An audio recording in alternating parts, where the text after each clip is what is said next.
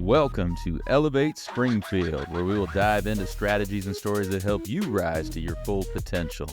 Each episode, we'll talk about how you can take intentional steps to elevate your life and your business while making a meaningful impact on those around you. Along the way, we're going to bring in the change makers from our community that are already elevating. We'll bring the actionable strategies, you bring the discipline and follow through, and together we can elevate Springfield. All right, let's go, Springfield. Time to 10x your life, your business, all of it. Time to crush those goals. Time to get after it. Let's go. You are listening to the Elevate Springfield podcast. Robert Farrell here, certified 10X coach, speaker, and mentor, here to bring you actionable strategies. You bring the discipline and follow through, and together we're going to elevate Springfield. We're coming to you again from beautiful downtown Springfield in the Big Dog Construction Studio. Hey, we've got so much going on in Springfield right now. Make sure you are participating. Get out there, network with folks, be a part of the community, support local businesses, support local nonprofits, and let's go. We can all grow together. So, hey, another great episode for you today. We're going to get right to our guest after the break. Hey, Springfield, when it comes to reliable, high-quality roofing, you don't want to leave things to chance. That's why you should reach out to Acosta Angeli Roofing, your local roofing experts serving Springfield and surrounding communities. From quick, dependable repairs to full replacement, from residential to commercial, they are your trusted pros. Call them today at 217-993-2748 or visit their website to book your free quote and inspection. Don't wait. A little leak now could lead to major damage later. Trust the local experts, protect your home, and get peace of mind with Acosta Angeli Roofing.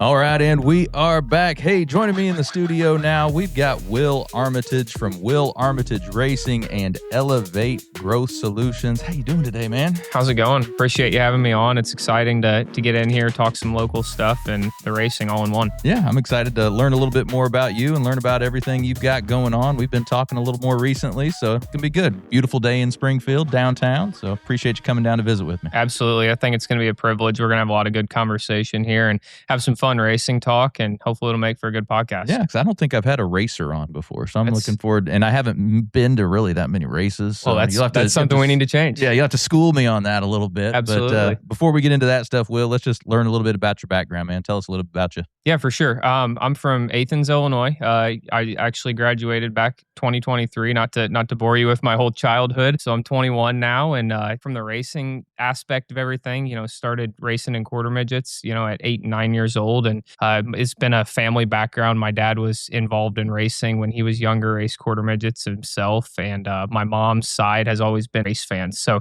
it's just been from the family up. Like I said, I was normal school sports and everything like that too, but the racing's been a huge part of my life.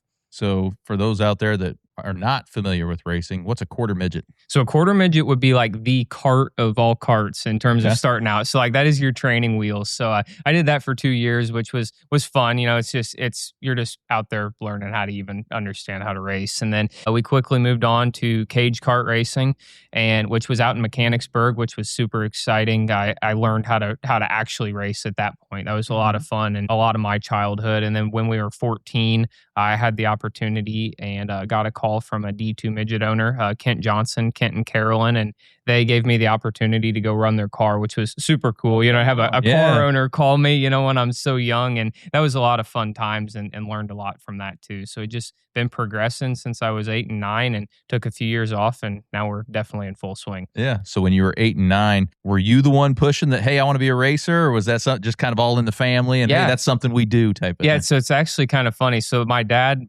bought a quarter midget, just wanted me to race, and it was fun. I had a good time doing it. We actually took 2 years off. And one of my dad's buddies called him and said, "Hey," I was actually his stepdaughter that wasn't racing that night. He's like, "Hey, come run this cart." So I show up and I run this pink cart at Elyville Speedway in Mechanicsburg. I hadn't raced in 2 years.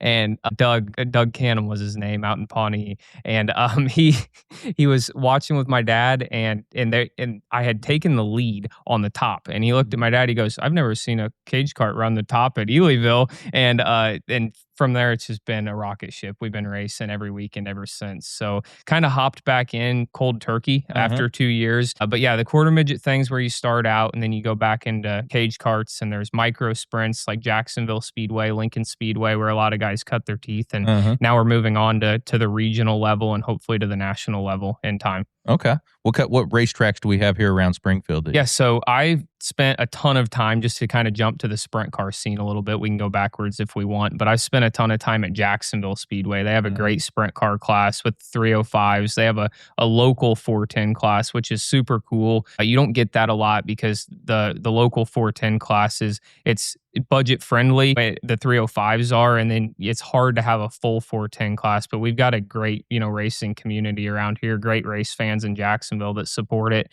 And then we race at Lincoln Speedway a few times a year. They're more of a stock car track. And then we've got Macon Speedway and Decatur. There's a few more around here within the hour radius, but those are definitely our three closest. And then the Springfield Mile with the Silver Crown, we got to do that last year as well, too. Yeah, I forgot about the Macon Speedway over there. Yeah, the mighty Macon Speedway. There you go. So again, for those that might not be involved in racing that much, what's the difference when you said 305 or 410? What do those mean? So that's the cubic inch of the engine. Okay. So 305, I don't quote me, but I think a 305 makes about 550 horsepower, which is quite a bit for a small dirt track. But a 410 is around the 900 marker, so it's quite the jump. Right. Yeah, fuel injected 900 horsepower engine. So it's you're lighting the tires off the ground, and it's a whole different level for sure. So you said those might be more the budget-friendly options. What are the high-dollar options when you're going to fire? Yeah, so the 410 option, so basically there's builders all the way around the country. And it's a tough market right now because there's a lot of guys that are older that are building 410 sprint car engines, and we need that younger generation to come up and build them. But yeah, so we run a 410, and that's kind of where we base our team around. So like everything we have now is a 410. So like that's the class that we're in terms of racing. So we're traveling all the way up to Wisconsin now. We're still here at home, and then we're running some national shows as well in the Midwest. Right.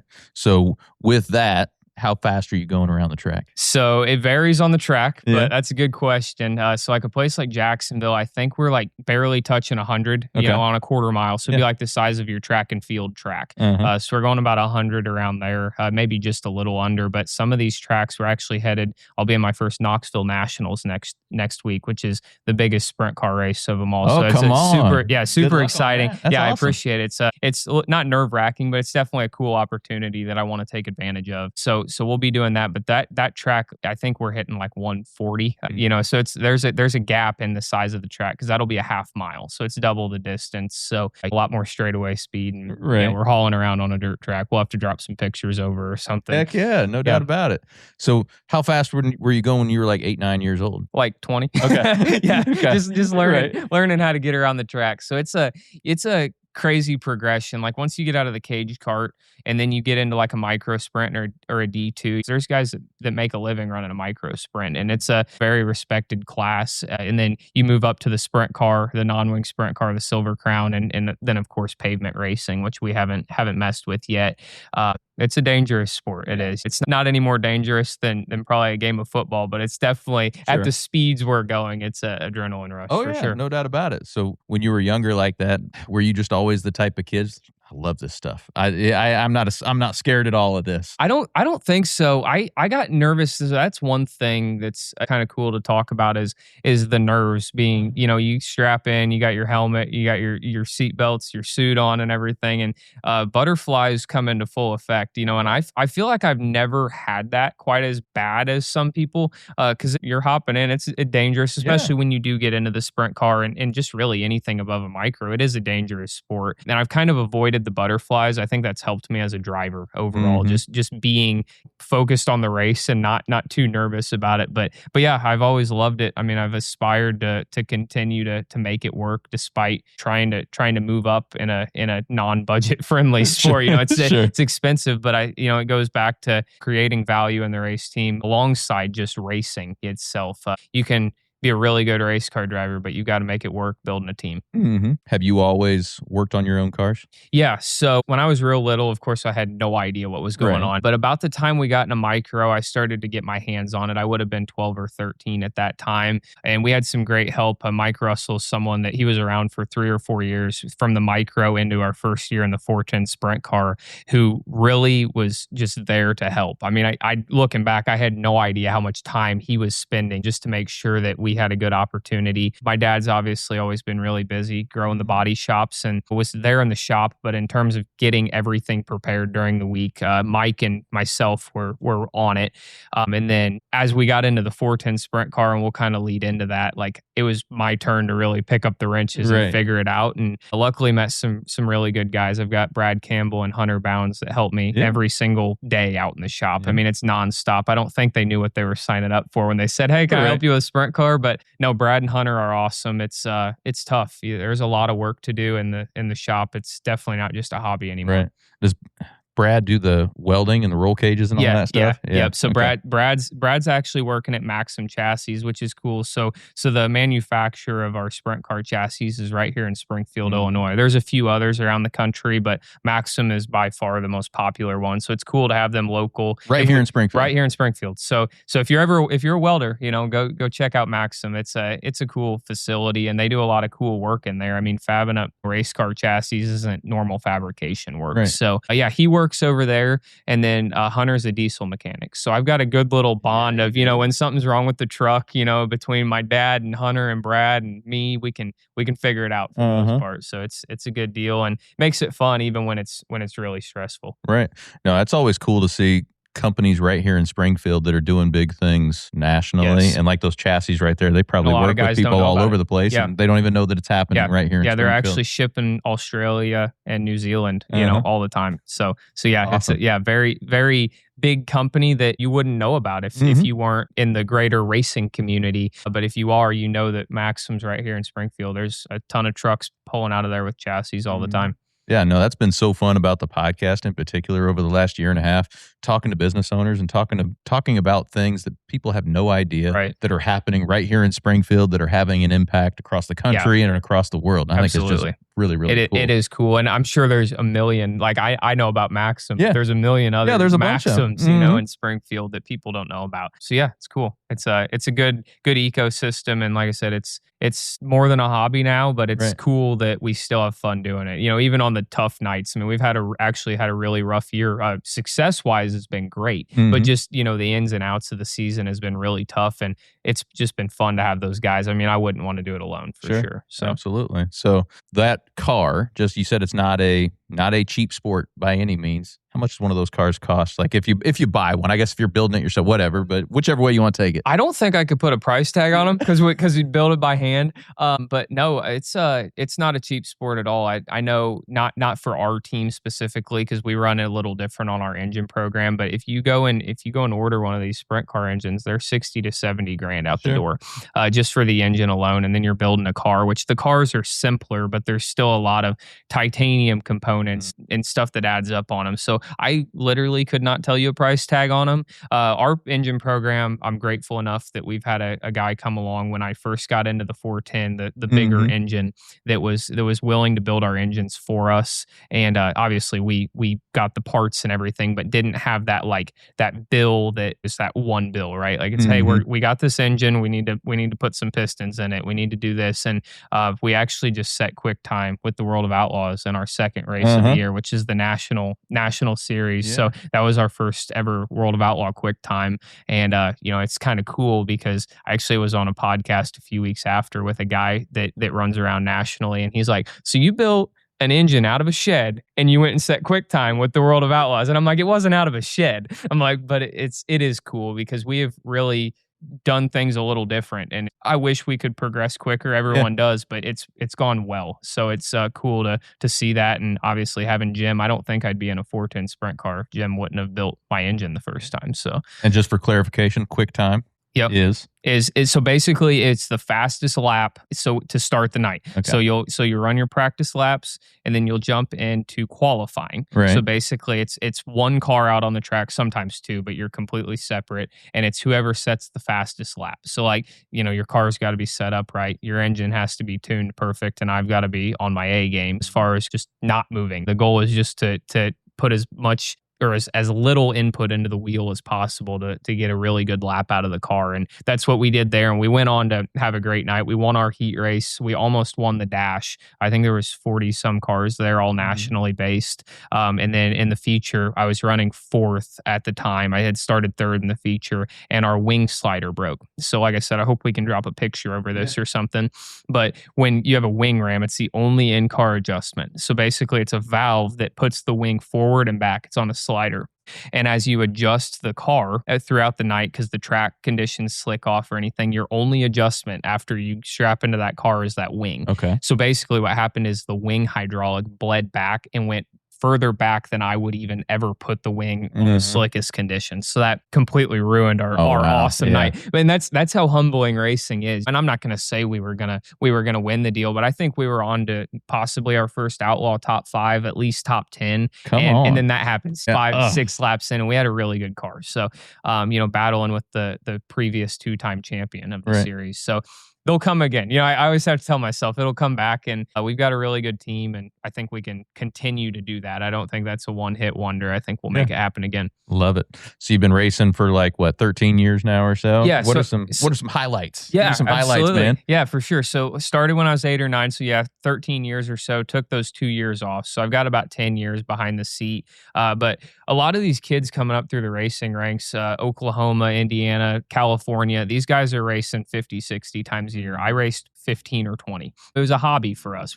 And now we're kind of really breaking into running that amount of races. So as far as highlights, we actually did not have the best luck in a micro sprint. That's where we started. But what really kind of helped push me forward was when I got into the Johnson's D2 midget. That was an opportunity to work with a car owner, and have that connection that wasn't bickering with your dad about the car setup and stuff. You're talking with a car owner, he allowed me to have a lot of input on the setup. And that really shifted to some success because I understood. It was kind of where I really had to understand the car a little more. So won quite a few races in the D2 midget stuff. And then in 2024, I'm just going to jump forward. We had a ton of success in the D2 midget, almost won a championship in that.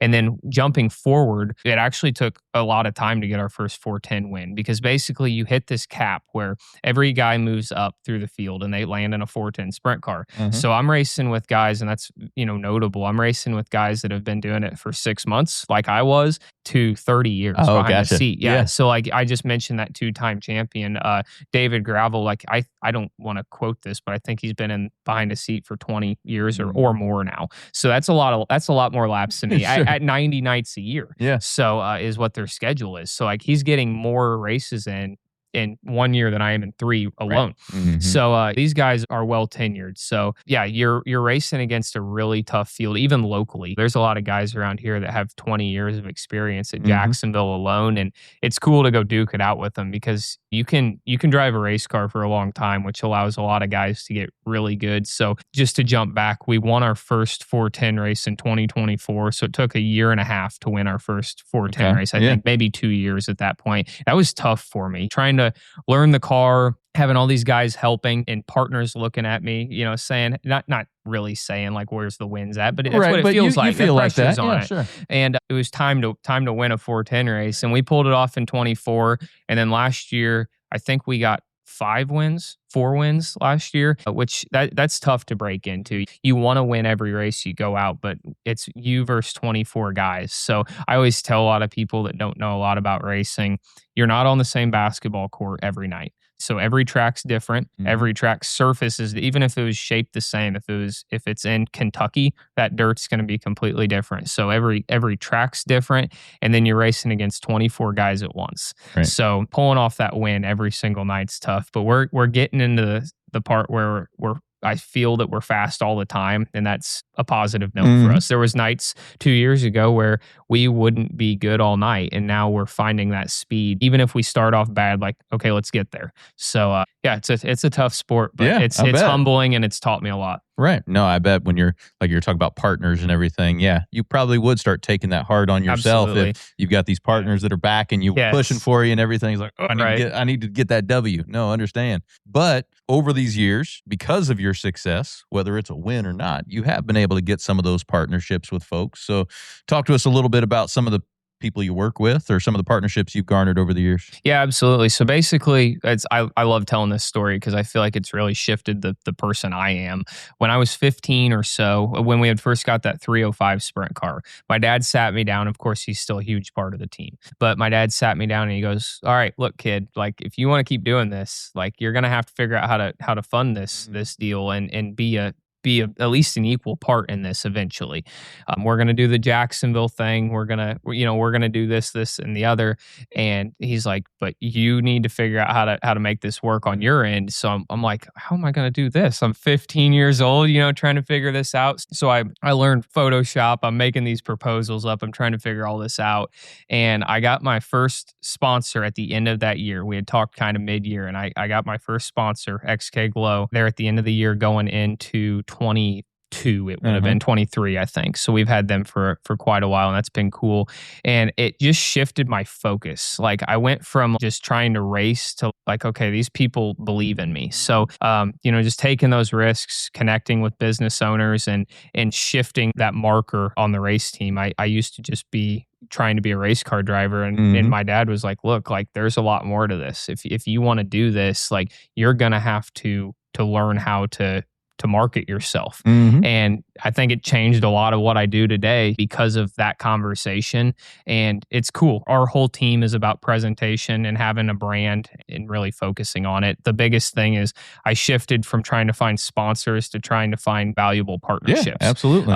There's a lot of guys that have stickers on the car or in anything in life. And I wanted to make that more meaningful. So yeah, just a lot of great people that believe in us. And it all started from just getting the grit to go try to find some partners, because I knew that was the only way I'd make it work to continue even doing what we're doing today at this point. So this year, for instance, we brought on GoHighLevel. As you know, a lot about GoHighLevel. It's a super great company. There's a ton of business owners in the racing industry, probably more than any other sport out there, just because it's a lot of business owners that have the time to go to the track or do anything like that. So I came to them with this idea that like, hey, there's a market here to capture of full-on business owners that need your help. A lot of traditional businesses, blue-collar businesses, and came to them and said, hey, let's grow something in a traditional sport and show these people how much time they can save. So GoHighLevel has been a huge part of our team this year. Their first year on, hopefully that continues. And XK Glow has been our longest standing partner. And then CHE Precision has been another one that's been on for, I think, 5 years now out of California. So they build all the valve train components for a lot of these engines, a lot of your NHRA drag cars, all of the valve train pieces. They have a special proprietary bronze coating that they put on these valve train components. So that's a super unique company that we have on, and a ton of local ones as well. So it's just growing our brand and being different has been the focus. I love that. No, and I think it's really cool that back at 15, you made that shift from, hey, I'm a driver and this is a really cool thing, to, hey, now all of a sudden this is a business. Yes. Right. Yeah. I think that's really cool that you did that early and have been able to grow from there. Yeah. I think I kind of took it as don't let it stop you. I think my dad was, looking back at it, I think he just was curious what I would do with it. Right. You know what I mean? I'm going to challenge him a little bit, see what he does with this. See what happens here. And then I think, we joke about it all the time. He's like, how did I get myself into this? Because now, he's a huge part of it, with, just everything we have at the shop. I've infested his shop with race parts, right? Like I tell everybody, a race team's tough because it's not the best business model, but if you have a lot of good people around you, it all makes sense in the end. So yeah, I think he was surprised when we did it, but I think it really shifted just my mindset on life. I still have a lot to learn, but at the same time, it was kind of that shift to go meet people. I was never afraid to shake a hand, but it's like I wasn't like selling myself. A lot of people go into a business and say, hey, you need this. Like, I just had to tell them, hey, I think this would be a valuable partnership to have. And luckily, a lot of those have paid off. We haven't lost a lot of partners over the years and built a lot of really good mutual bonds with them that hopefully continues. I love it. No, your dad giving you that little push at that Yeah. age. That's what we do as parents sometimes. Right. My I didn't know it. Yeah, right. My oldest daughter is right about that same age. She just turned 16, and we just had the conversation. Well, hey, what's your next step in this business with the podcast and everything? What's your next step that you could do right here with us to help us grow? Exactly. So sometimes we got to see what they do, give a little push and see what happens, and see where they. I still don't know if I'm doing it right, but it definitely pushed me somewhere. Right. Well, you pushed you up. I mean, you've gone up since then, so that's a good thing. So with High Level, if people haven't heard about that, of course, we've talked a lot about it, but tell everybody just briefly what High Level is and what it could do for a company. Yeah. So, I mean, if you're in the marketing department of a company, or if you're a business owner, especially like solo business owners that really are trying to fight for being able to communicate with their clients and answer the phone and everything, High Level was kind of a CRM before. They've taken a shift to be kind of that AI powered business system that's allowing a lot of people a ton of freedom. So it's been really cool on my end to help people implement it into their business, of course. But basically, from your website build to your communication, all the way through to like answering your phone and booking appointments, it kind of, I don't want to say it does it for you on every aspect. It sure can, but it's a system that helps you stay organized and really run your business through and through. I know a lot of companies that are from anywhere from collecting their payments, through transaction, all the way to like booking leads through their website. They're doing everything on one system. And I think a lot of businesses get lost, especially traditional businesses, and like, hey, where's our website sit? Hey, where are we keeping this on a spreadsheet? And High Level kind of just does this, brings it all together, which is super cool. I'm a huge believer in it. I actually used it about a year before I had reached out to them and made the stride to just say, hey, like, there's an opportunity here. So High Level it's powerful for sure. As any business owner that needs to organize, it's something you can use for just about everything. There's times where I hop on there and I'm like, oh, I had no idea they added that. That's a feature. That's great. I didn't even know. Yeah, you can get rid of that now. So it's great. It is almost a one-stop shop, and quite frankly, very, very cost effective compared to other solutions out there. Yeah, so basically you can hop on there for $97 a month and run your business. And that's absurd. You know what I mean? Now, obviously there's a lot to be built on there and everything, but in terms of the software itself running, like, you can really have, especially if you know what you're doing, you can have for $97 a month a full business platform, from accepting your payments all the way to running your website for just under $1,200 a year. And I think that blows a lot of software companies out of the water. So no doubt about it. It's an exciting opportunity, and they're on the forefront of everything. So I was actually talking to their marketing department last week, and just the things that they're working on, they're state of the art as far as what they can do. They actually came out last week with an opportunity to control your browser.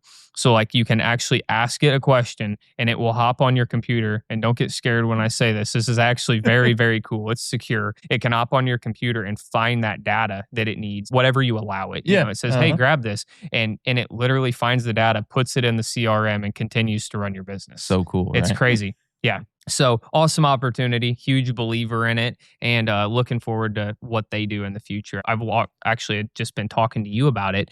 A race team in my area traveled in, and I walked up to him and was talking to him about his roofing company. And he told me, he's like, hey, I want you to know, he's like, we use High Level for our entire business. And I was like, that's so cool. Like, I can't help you. You already have it, right? But it's just cool to hear like how many people maybe in the racing community are using it and they don't even know they are, or ones that should hear that and know that a whole roofing company is running their business through a software that has that much power. Yeah, no doubt about it. So you've taken what you've learned on the marketing side through building your race team, what you've learned through High Level here and everything, and that's where your Elevate Growth Solutions comes in, right? So what are you doing there? Yeah, so absolutely. So basically what Elevate Growth, the purpose of it was to basically have a one-stop shop for people that have all these busy needs.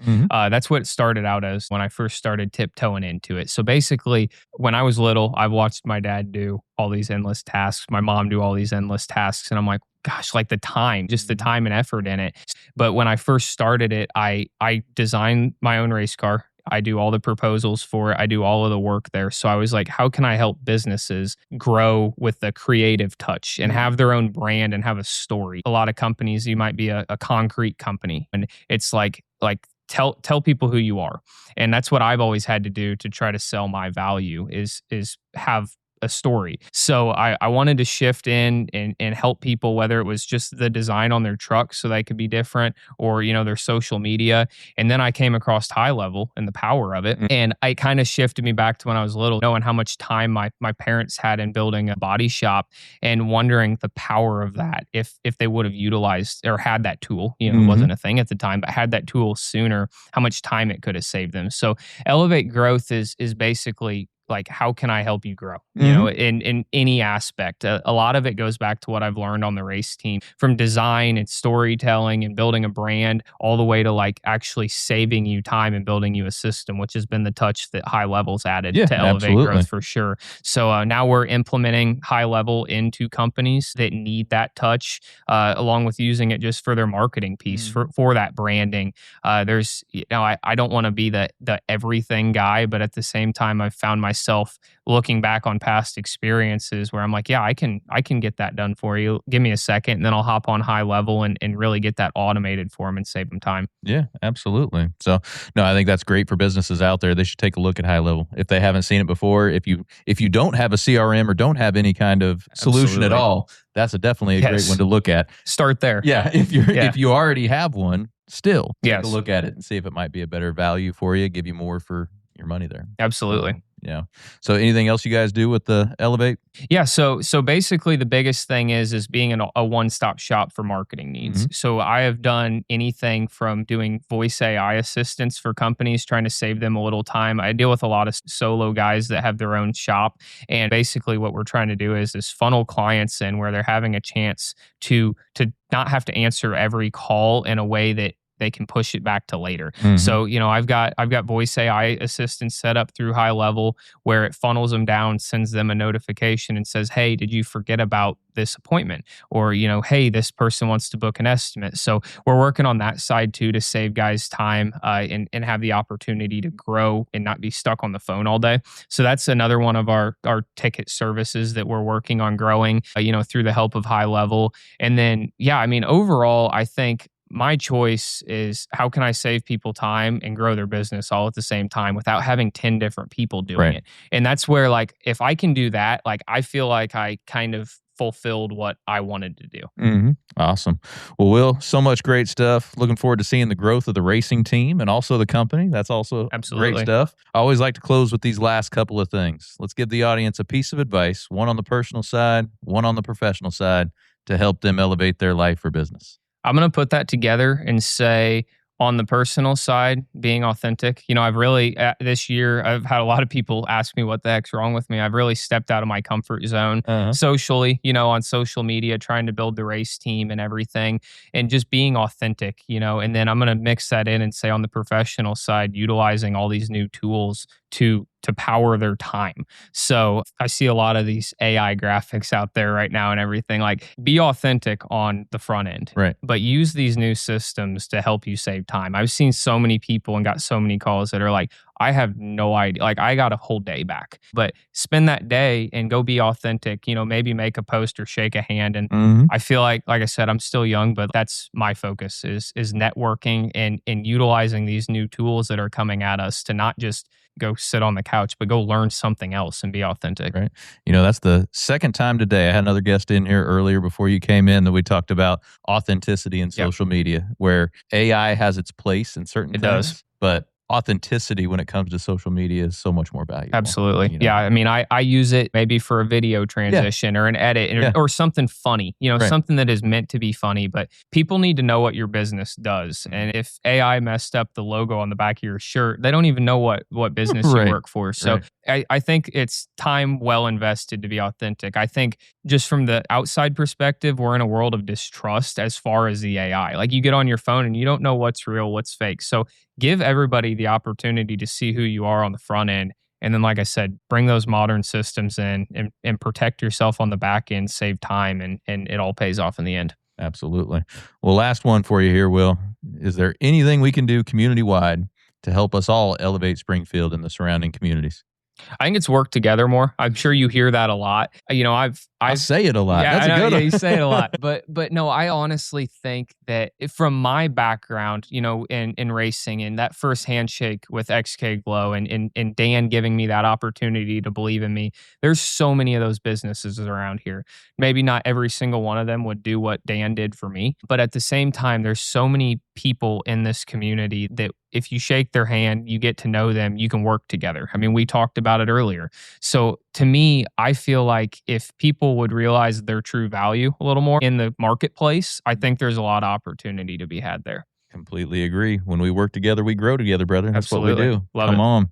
Well, Will, if somebody wants to learn more about your race team, where you're going to be, or about your business, where do they go to find out, man? Yeah, absolutely. So on the race team side, just to dive back into that, we're on Will Armitage Racing on Facebook.